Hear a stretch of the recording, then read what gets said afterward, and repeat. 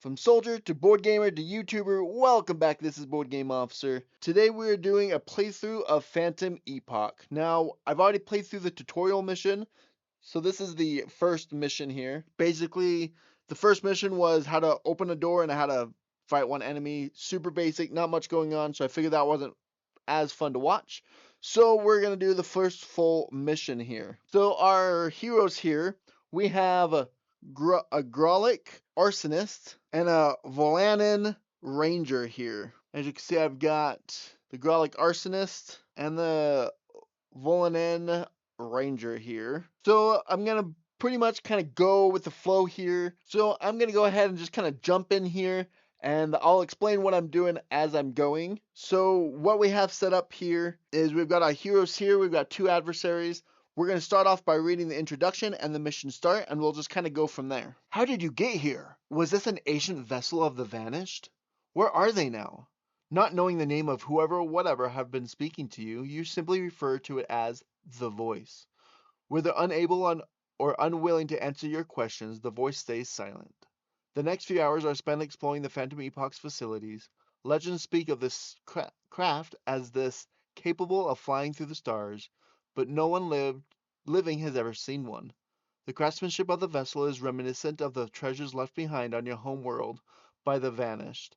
Irreplaceable, irreplaceable technology over which many blood wars have been waged. Several of the rooms are destroyed, the original content and purposes unrecognizable. As you enter a room with glowing orb, much like the one you had previously activated, the voice finally speaks to you. They succeeded, and yet they failed. You must rebuild. They hide the way. I will reveal it unto you. Infuriating cryptic as usual. The orb springs to life of its own accord, and a translucent image of the red planet that you have seen from the room you woke up in appears. The name of the planet, Berkav, floats above it. The image expands rapidly until a small area near an active volcano becomes visible.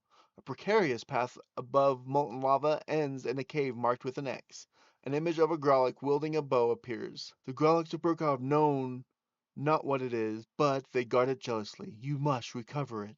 Objections that you do not know what it is either are cut off as the room fades around you. Moments later, you find yourself on the path you saw in the image. The intense heat of the molten lava below nearly overwhelms you. Objective: retrieve the treasure, which is located on W2, which is this guy right there. You have been sent to Berkov, the volcanic homeworld of the Grolics, and must recover the treasure marked by the X on the holographic map. It is fiercely defended, and you will have to fight your way through.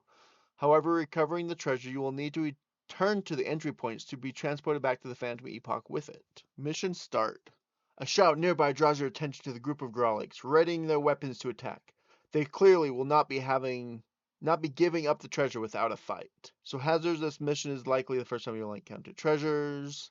Unlike previous missions, all missions moving forward will use the event cards to decide events. Line of sight may be drawn over the lava presents on this map, but not through the closed door or the cave walls. The orb labeled number 1 on the mission map is the optional campaign orb. Refer to the O1 entry in the extras book only if it is activated. It is highly recommended you activate this particular orb, even if you need to replay the mission later to do so. Mission event. So anytime the event deck says mission event, this is what will happen.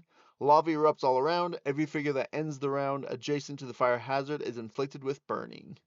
And then anytime the event deck says spawn an adversary, it will spawn a Grolic Archer.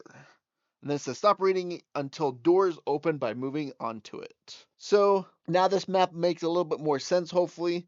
This is that orb I was talking about that is glistening that we could go and check on. And we have, set his health correctly here to 7. The Grolic Archer is at 7 HP, and the Grolic Sentry is at 11 HP. Now, as we come here to our characters, each of our characters is going to have a deck of 10 cards. We have access to all 10 cards, and this is Gloomhaven-like, where you choose as many cards as you want. Instead of just 2 cards, you choose as many cards as you want, and that determines your initiative order. So as you can see, this one has a 5, 3, 2, 3, 3. I can play as many as I want, up to 9 action points, because that is what my max AP as a Grolic is. Whereas my Volanin has a max of 10 action points. But the higher your action points, the later you go in the initiative. So you kind of have to balance. That's where the balance of playing cards, but not too high, so you could go first. Or if you want to go last, you could go high. Anyways, that is the strategy there. But like I said, you can play as many cards as you want on your turn, as long as you stay below that max action point value. I have a HP of 17. Our Volanin Archer has an HP of 14. Also, as you can see here, we each have one attachment down here, which gives us a different critical ability. Our Ranger's critical ability is very blurry. There we go. Is inflict vulnerable, which is -2 guard or -2 defense, basically. And our Grolic here is going to be critical ability. If the target is destructible object, place a fire hazard token on it. If the target is an adversary, place the fire hazard token on a destructible object adjacent to it, then move the adversary onto it. So basically which makes sense, right? He's going to inflict a lot of burning. Oh, and also he has a natural critical ability to double damage, and he has a natural critical that says inflict burning. If target is already burning, inflict stunned instead. That there is our characters. Is our board. What we do is and here we have our adversary cards. Just to kind of explain here, we have our adversary stat card basically that gives us our HP, their attack, their range, and their guard, and their critical ability for each our Grolic Archer and our Grolic Sentry. Then there is a separate deck for the Grolic species, and then separate decks for the class, the Archer and the Sentry, for each one, which when it comes to that time, I'll show you how that kind of works. But that is basically going to be its initiative value is through these cards, which we will not do it until we choose what we do first. So first thing that we do on our turn is we're actually going to take this die. And this is called the decision die. So you always roll this at the very beginning of the turn and set it off to the side. So this means any tiebreaker here, maybe if it will focus. There you go. Any tiebreaker is going to be tiebreak first by light blue, then by the most north, and then by the most east, right there. So that is going to be the tiebreaker this round, if that's ever needed. That is re-rolled every single turn. And then lastly here, we have our event deck right here, which we will draw one here. And it does say nothing happens. So that means the event for this round, nothing is going to change or do anything. So that's good. Now what we do is we're going to choose for our heroes of what they're going to do. All right. So for my Inferno, my pirate, oh man, what is he called? Arsonist. I'm gonna do Fire Dancer, which is move forward. The Arsonist may enter fire hazard during this action without suffering damage, and can choose whether to be inflicted with burning or not. I'm not gonna use that ability. I'm just wanting to move. And then he's got this special ability that this is a persistent. So that symbol there is going to be persistent, meaning it comes next to your board here in the persistent field, and it'll be active for the rest of the game until the end of the game, or until I decide to discard it.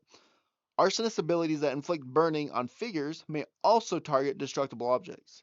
At the end of a round where an object is burning, the Arsonist may optionally destroy the object, placing either a destroyed token or fire hazard token on it, which I'll describe how that is. But that's so his initiative is 6. Our ranger over here initiative is also 6. If it's tied, we get to choose who gets to go first. And we've got a move and also one of his. Oh, I don't want to do that actually. Actually, I might just do that to move. We'll see what happens here. Now we're going to come over here, and this is where I'm actually not sure if we draw one for each, but that's what I'm doing. And actually, let me shuffle these. I don't know if I shuffled. All right.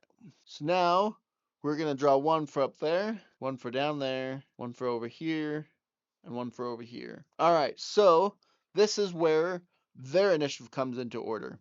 So we're going to look at this number for our Grolic Archer. And if we look at the map here, the Grolic Archer has a light blue base. So we come over here and look at the light blue one here.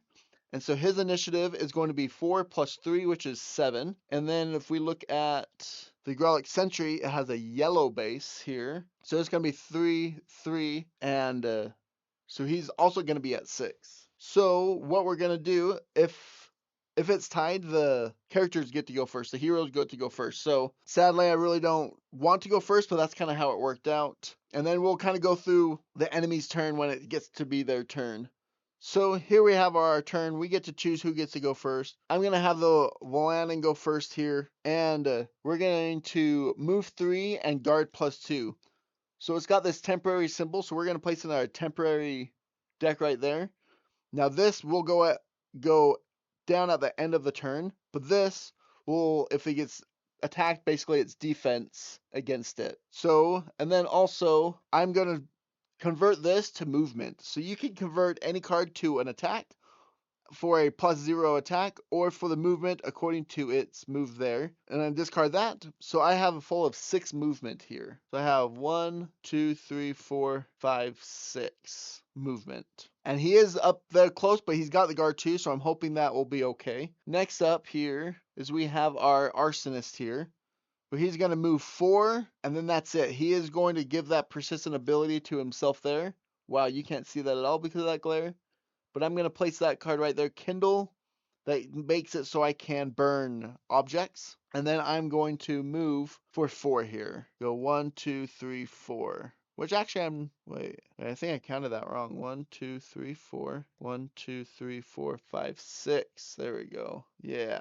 Yep, that's what I'm going to do. All right, now we're going to come over here and we have a move 4. So he is going to move for 4. Can they move through enemies or through each other? I'm going to say yes. Yes. So you cannot move through adversaries, but you can move through allies. So he can go 1, 2, 3. He's going to come right here. And then we're going to come back here. Look, and he was the yellow. So if you could see there, he is going to attack. Just a straight up attack. He has attack of 1. So he has attack of 1. But with an attack, you are always going to roll this blue dice for the enemies at least. That has a critical, and that has something you're going to add. So he's got 1 plus 4. Holy, 4 is the highest number on that dice.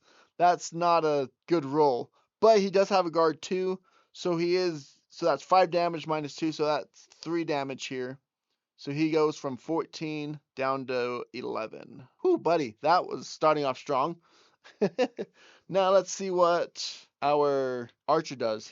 Our archer is going to move 3, but the attack gets a -2, and it is light blue, so it's going to attack for a -1 and then retreat for 2. Well, you can't see that at all. There we go. Light blue, it's going to attack for -1 and a retreat 2. So it's got a -3 to the attack, which honestly, it is probably going to go 1, 2. Nope, it can't. It's not going to move actually. It's going to attack. So this, I don't know if you can tell, it's got a dark blue line around it. That means it is a destructible object. So he's going to try to shoot through that object. But now I'll show you how range attacks work here. So for every object, oh no, never mind. But he's adjacent to it, so you don't have to roll the accuracy dice. But this does have a -3 to it. Oh, and he gets a fumble. So that there is the fumble symbol. And meaning you don't get any more attacks for the rest of the... Not only do you miss, but you also don't get any more attacks for the rest of the turn. So that is the archer's turn. That was the round. And we start another round. Start the round by rolling the decision dice. We have light blue, north, and east again. We're going to draw a event card, which says nothing happens again. And now we get to decide what we want to do here. Now is when we want to go fast here and do some damage. So here we have arsonist is at 8. Our sniper, our ranger is at 10. So they're definitely going to go last here. And we have, let's see, the archer is light blue going at 7 and yellow going at 6. So yellow's going to go first. Let's see here. He does not need to move because he is already adjacent to the closest enemy. But this here, maybe if it will focus. Adjacent allies and objects use the higher of the adversary's guard value or their own. If able, attack -2 on primary target. If not, move 3 towards the closest. So it's going to attack -2 twice to me. So the first one here is a 3 -2. That's 2 more damage. Whew, buddy. 1, 2. I might die here on the very first go round, man. I haven't even been able to attack. So he attacked with a -2, and then he's going to attack again for -2. Oh my goodness, 5. That's 3 more damage. Holy cow. I'm already down to 6 health, and I haven't even attacked yet. Okay, well, that's what I get for putting the archer up front, I guess. See? I thought that, I mean, I had that guard last time. Oh no, that guard is still up because it's not until my turn. So that means I get 4 health back. Okay, I'm still up at 10. Okay, because that does not go away until my turn. All right, now the archer gets to go. The archer doesn't need to move, and it's going to attack for a -2. Once again, it is going to attack the archer here for 3, but it's a -2, so that is 2 damage. 1, 2 to the archer there, and then it is light blue, so it is going to attack -2 to 2 people, so it's going to attack with a -2. That's another 2 damage. 1, 2. So now he's down to 6. Also going to attack the Grolic for 2. 1, 2. Or no, only 1. Because they have a base attack of 1 plus 2 is 3. 3 minus 2 is 1. And that's how I was doing that math there. All right. Now, finally, it is our turn. Now let's see if we can't do anything. So he is going to leap 4 here. So he is going to go 1, 2, 3. He's going to go through that object because he can leap over objects. And I'm actually going to attack this archer because it's weaker, and if I could at least get rid of one of them, I want to get rid of one of them. So that was the leap, and then I'm going to do an attack with a +1 to it. So 1 plus 3, so that's 4 damage. But they actually have a guard of -1, so that means you add 1. So that means that's 5 damage to the archer. So the archer goes down to 2 health. All right, all right, all right. That's what I like to see. Finally, some damage done. Now, we're going to go to our ranger here. And our first one is we're going to attack and target 3. So we could target both of these here. So I'm going to first target the archer. Oh, and the archer is a critical hit, which doesn't really matter because it's dead anyways. So, and because I'm already adjacent to the object, I don't have to roll the accuracy dice for it. So, archer is dead. When an enemy dies, we will place a thing here. Now I don't forget what they call it. Basically the monies of the game. I'll remember it sooner or later. But so that's dropped right there. We have to end our turn adjacent to it to pick it up. But so that was to that guy. Then we'll roll again to the sentry. Oh yeah, 4. But the sentry does have guard 2, so that means only 2 of that goes through to him. So he goes from 11 down to 9, maybe. There we go. 11 down to 9. But then I have one other. The other thing I'm going to do is another attack, range 3. I don't have to roll it. Oh, that was kind of a dumb card to do because I didn't have to roll it anyways. Anyways, basically just another attack. And I will roll for that attack. 3 minus 2 is 1. So he goes from 9 down to 8. Whew, buddy. All right. Well, we almost died, but we also killed one of them and did some good damage to the sentry there. Now we will go ahead, and that ends the round. There's no end of round abilities, so we'll start a new round by rolling the decision dice, which is red, east, then north. And then all characters have +1 max AP for the round, adrenaline rush. All right, so that's actually a positive here, so we can have +1 now, which I don't really want to do because I just want to attack him now. All right, so for the ranger here, we just got an initiative of 5. Also for the arsonist, we have initiative 5. For the sentry, we have initiative of 7. Oh man, +3, so initiative of 10. So he's definitely going last. Dang, that would have been nice now if... Anyways, all right. That would have been handy last turn to go last. We'll have the arsonist go first here. We're doing an attack of +1 within range 1. Target all adjacent enemies and optionally any adjacent objects, which there is one object that is destructible right there. Roll the die only once and apply the attack to each target using their individual guard values. Any associated modifiers such as conditions or appears apply to all targets. So we will play that. we will attack them for that 4. So that's 4 plus 5. He has a guard of 2, so that's 3 damage. So he goes from 8 down to 5. And then also, we get a damage token on that because I did some damage. All right. Then we go on to here, and we're doing an attack with a pierce of 3. So it's going to pierce through his guard. Let's go ahead and roll to see what we do here. 4. Oh, so close. And that means all of that actually goes through. And so he goes from 5 all the way down to 1. Ah, oh, dang. So he's down to 1 damage or 1 health. Dang it. So close. So close. All right. Now what does he do here? He's going to bolt over, move forward, move through the primary target, and as many other enemies as possible, inflict 1 damage and knockdown on all enemies move through. If the primary target is no longer in range, select a new primary target before resuming normal movement rules with any remaining movement points. So, primary target, so now that both of them are close, that is when the decision die comes into play. So, decision die says red, I am red, so he is going to target me over the, or not me, but the Grolic over the Ranger, which is good because the Ranger's almost dead. So, he's going to move through me. You go 1, 2, move through the primary target and as many other enemies as possible. 1, 2, nope, 3, 4. Yep, nope, he can't move through anymore. So he is knocked down and takes 1 damage. So he goes down to 15 health and is knocked down. And then he is yellow. So he has a guard +1. Oh no, he has a guard +1 this whole round to self and not adjacent allies or enemies. So that means, so we attack twice. So that means he will add 2 health. So he's still at 3 health actually. Sorry, I missed that.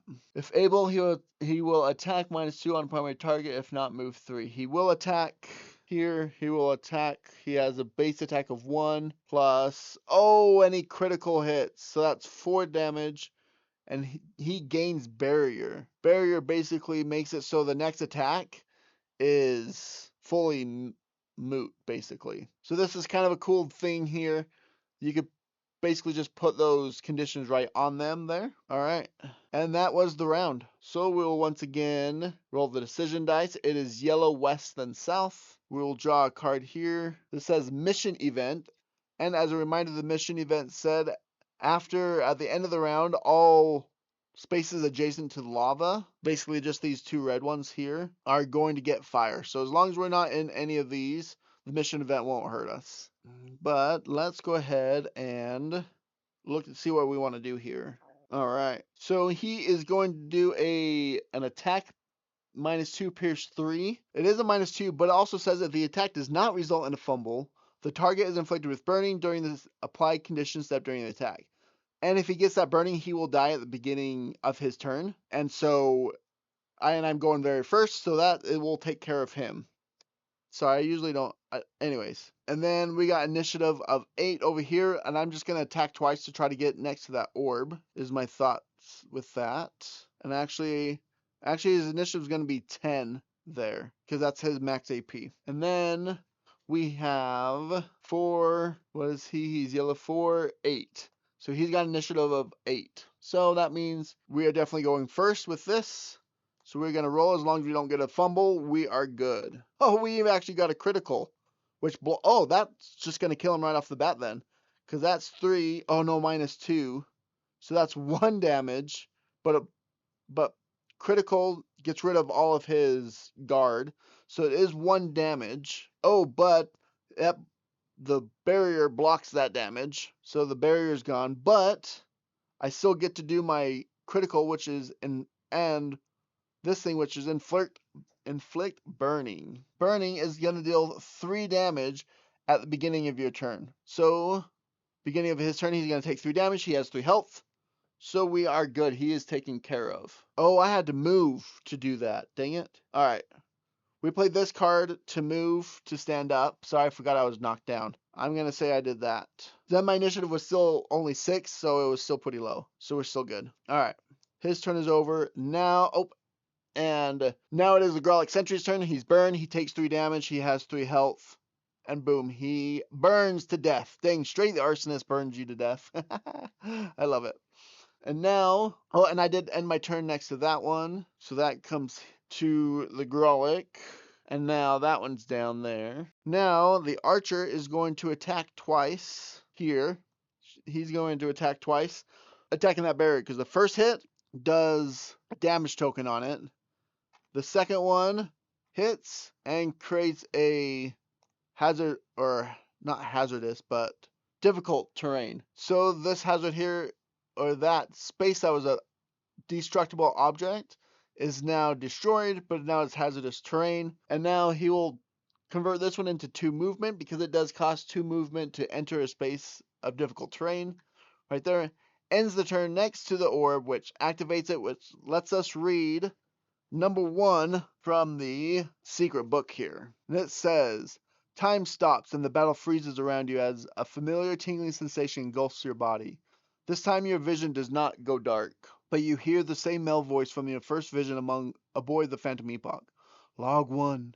We begin experiments today. I fear we are making a mistake, but she is right. What choice do we have? Our secrets must be scattered as a failsafe.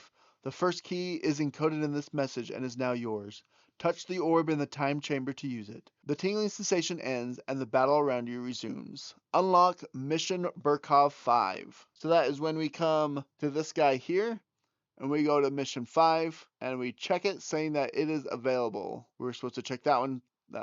So we check it when it's available. We mark it off on the red when it is complete. All right, it is once again our turn. Man, this is going a bit rough. I don't know about what you guys think, but this is rough. and we have to make our all the way back. Oh my gosh. All right, let's go ahead and start a new round here. Red, east, and north. And any character that rests this round randomly discards 1 action card after resting. Interrupted rest, which actually sucks because I wanted to rest this turn. So maybe we won't rest this turn? I don't know, but I need to. But we also need to be moving.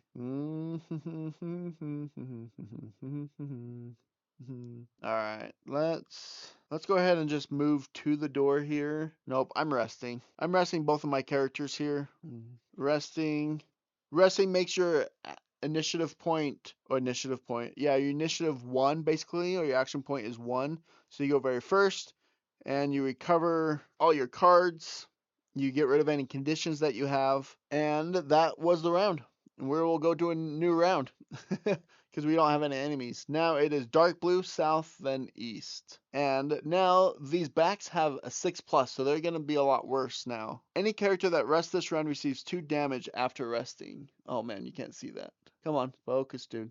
Focus. There you go. 2 damage after resting, which good thing I rested last turn, but we did rest last turn, so we have to discard a random card. So Arsonist will discard Arson, Ranger will discard Penetrating Shot.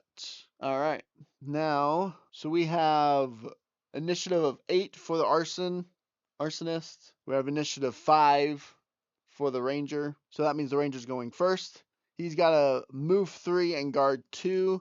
And gonna move this into movement, so he's got a total movement of 5. So we're gonna move 1, 2, 3, 4, 5, like that. Waiting for that's the door right there. To open a door, that if it's not locked, all you have to do is step on to the door. And that is what is gonna move us into the next section as well. And then our Arsonist is gonna go here. He's going to leap for 4 and then guard 2. I'm going to go 1, 2, 3. Open the door and let's see what happens here. The door slides open and hissing growls echoing against the cabin walls. Illuminated by the red glow of the lava is a pack of ferocious quadruped lizards. At the back of the cave, glowing softly, is the chest. You have found the treasure. Now you have to survive long enough to retrieve it. So we have to retrieve the treasure, and we are placing 2 of those things. Stop reading until the treasure has been retrieved. So here we have the setup here. We've got our 2 Grillos there. Now it does say that if initiative had already been pulled, you don't do it again. You just don't activate them. So we won't activate them. That's the end of the round. And it is not our turn. Now it is time to roll that. Light blue, south, and west. And we have 2 quiet. If no enemies are present, yes, there are enemies present. So we're just going to ignore that. All right. Now what do we do here? Yeah, there we go. Very last. fast, but you get some good movement in there. All right. So we have Pyroman. Oh man, I just keep wanting to call him Pyromancer and He's doing Pyromania, but our Arsonist has 8. Our Ranger has 10 again. So definitely going last. And then our trained Grylo has 3, and blue and red. Red is 4 and 7. So it is going, both of them are going first here. First one that is going as a red is moving 2, 1, 2, and then creating that poison space there. And then this one is going, oh wait, and then it tries to attack, but it cannot attack because it's not close enough. And then this one goes 1, 2, and also creates another one right here. Poison does 3 damage when you walk in it.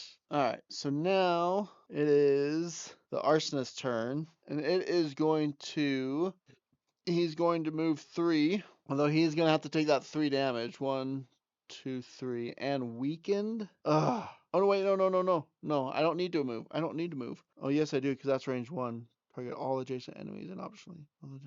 Oh, ooh, I could go like this. 1, 2, 3. Dance around him, but that still doesn't work. I mean, that works. That's better than not. Or better than getting weakened and hurt. But now I'm just attacking with a +1. Attacking +1 range 1.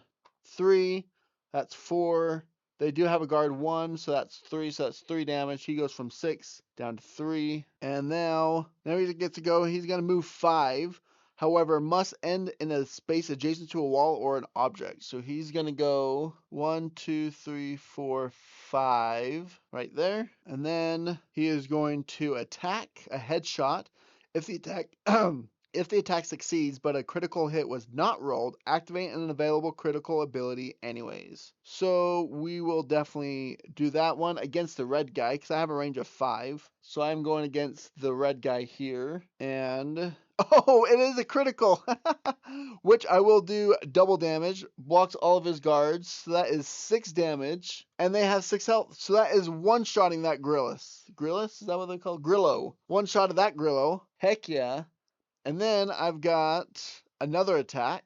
That's if the opponent succeeds, optionally inflict stun instead of dealing damage, which we won't do that because we'll just do a normal attack here. We will attack, and it's 3. Dang it. Guard of 1. So he goes from 3 health down to 1 health. Ah, so close to getting rid of both of those. Man, I love the Ranger.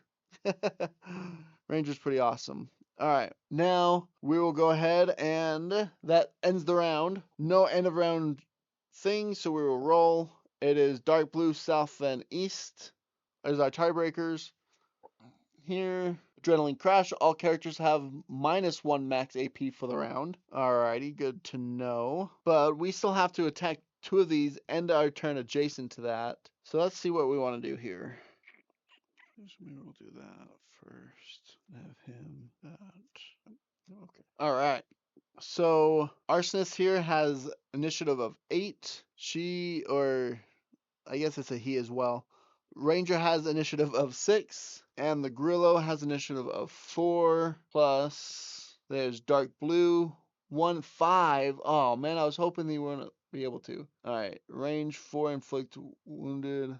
So he has an attack of -3 there, which will be against the Grolic there because it is, but this is a -3, 3, attack of 1, so it will do 1 damage there. Bloop. And then it will do another attack of -2 to this time, 2, so that's 1 more damage down to 13 health. Grolic still is doing all right. All right, now it is the Ranger's turn. The Ranger is going to attack target 3, so he is going to target the Grillo as well as this space here to help break that open. So the Grillo first here. So this is for the Grillo. Oh, critical hit. So that Grillo is definitely dead there. And then for the object 4. So that object is now damaged there. All right, now it is the Arsonist's turn here. And he's going to attack for a +1. He does have a range of 3, and he is in range of 1, 2, 3 of that. So he's going to attack there. That's a 3, so he busts that open, and one of these gets placed right there. And now I'm going to convert this to a movement of 4 for him to go 1, 2, 3, 4. end his turn and pick up the treasure. Yeah, and now we see what happens. The chest springs open, revealing a small cylinder of the same metallic material as the walls on the Phantom Epoch. But there's no time to inspect it now. Shouts from behind indicate that the Grolic reinforcements have arrived. New objective: escape through an entrance point or defeat all adversaries. The mission is completed when the character who retrieved the treasure ends around on one of the entrance point spaces, or when all adversaries are defeated. If the character who retrieved the treasure is defeated before reaching the entrance point, place the treasure token on the space where the character was defeated. Then another character may retrieve the treasure and escape through the entrance point. Note that the mission event changed, but the event adversary did not. If a mission event is drawn, always refer to the newest mission event. If any event referring to an event adversary is drawn, continue to the most recent event adversary. Tip: Grolic Berserkers hit extremely hard. It may be best for the character carrying the treasure to avoid engaging with them entirely. New mission event. More Grolics arrive, furious that you've taken their treasure and intent to get it back. Place Grolic Berserkers as follows. So that's the mission event if that pops up. Let's go ahead and set up the board here. Alright, so there we have the setup here. We got the Grolic Berserker all the way back here. And we're all the way up here, and this Grolic needs to get up front here as soon as we can. And we do heal in between each, so going through this and this is just going to be part of what needs to happen. However, I do need to rest, and might as well rest now. Anyways, let's go ahead and roll this event die, or the decision die. So red, west, then north, and old wounds. Every character that has an empty bandage slot rolls the blitz attack die. If fumble is rolled, the character receives 1 bandage. At the end of the round, if any surviving character has at least 1 empty bandage slot, shuffle this and all other drawn round 6 events cards back into the event deck. If players are ever unable to draw an event card at the start of the round because the event deck is empty, the mission is lost immediately. Alright, so we will roll for that one. That is no fumble. Roll for that one.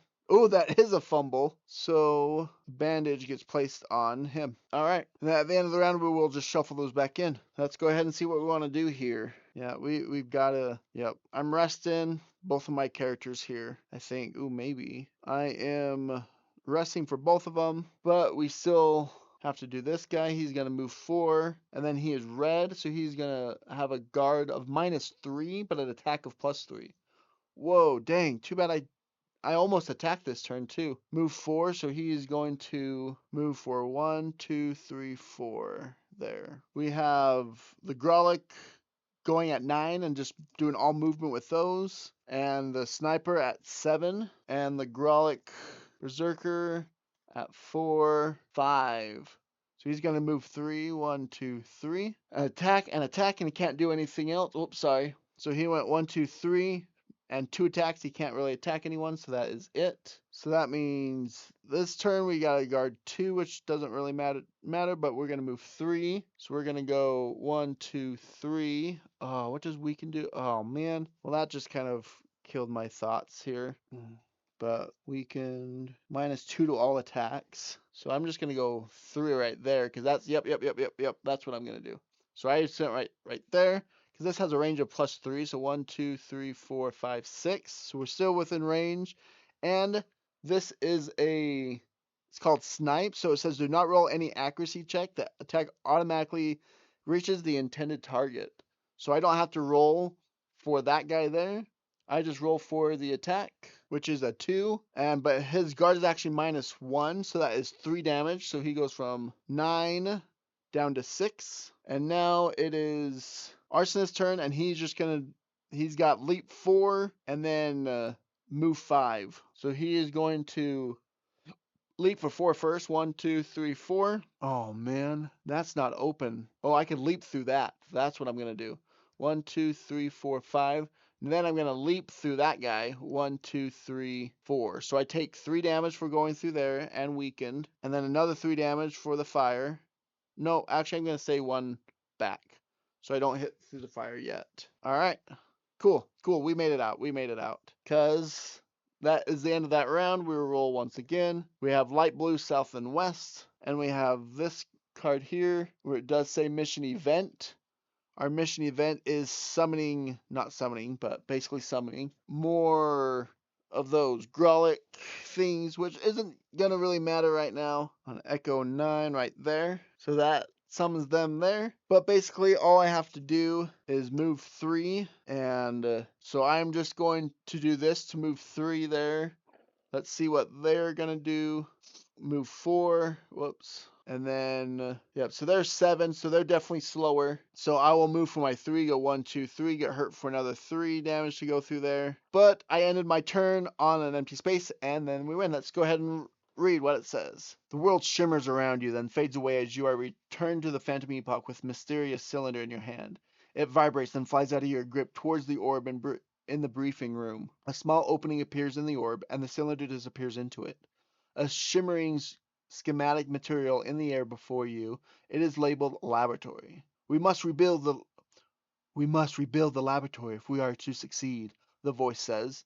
Next to the blueprint is a list of supplies required for building and a map to where to find them. Congratulations, you completed the mission. Woohoo! Now perform the first expedition by drawing a story expedition number 1 from the story expedition deck, then follow the instructions on it. Alright. And let's go ahead and play that out here. Story Expedition 1. Along with the blueprints for the laboratory are directions to the treasure cache with all the materials needed to construct it. The map points to a very large asteroid orbiting Berkav. A short time later, the Phantom Epoch touches down precariously around the asteroid's surface. The team disembarks, wearing strange suits that the voice says will keep you safe outside of the ship. You soon find the cache, vanished technology, and a stash of Nova cells. Suddenly, another starship roars overhead. The voice speaks inside your helmet. The Timeless have found us. My masters did not give me the knowledge of where the Timeless came from. Even if they knew, but they have weapons that cut through space, and we do not. We must leave. There isn't enough time to take everything. Take as many Nova cells as you can. Take as much vanished technology as you can. I'm definitely taking as much vanished technology. I mean, that's Nova cells you could gain elsewhere. Vanished technology you can't. So we'll go B. You take all the vanished technology, but the Nova cells are lost to the Timeless. Gain 4 vanished technology. Unlock Berkav 2 and embark on it next. Use the vanished technology to rebuild the laboratory now. So that is this guy here. Laboratory. See, it takes 3 vanished technologies and laboratory schematics. Did we get laboratory schematics? We had 4 vanished technologies, so we still have 1 left over. But I'm not gonna reveal that quite yet. We'll see if I do more playthrough. Let me know down in the comments if you want to see more of. Whoops, sorry, I was on the wrong camera. Let me know down below if you want to see more of this, and then I'll reveal this and kind of go more into it. But I don't want to reveal it if I don't go much more into this. Oh, yep, we do have laboratory schematics. That is one of the rewards if we look back here. Rewards laboratory schematics. So we do have the stuff to unlock the laboratory. And we unlocked Story Expedition 1, which we just did. You may also choose to spend a Nova Cells to purchase Tier 1 Berkav equipment before starting the next mission. We only have Nova Cells. We only have a couple, so we don't have much that we can buy. Anyways, so I'm going to leave that there. There was the first mission of Berkav 1 of Phantom Epoch. That was a lot of fun. Kind of got destroyed there at the beginning, but we still made it through by the end. I think we just got some bad rolls there at the beginning. Anyways, that was Phantom Epoch. Let me know if you want to see more and what your thoughts on this are on this game, and I will see you later.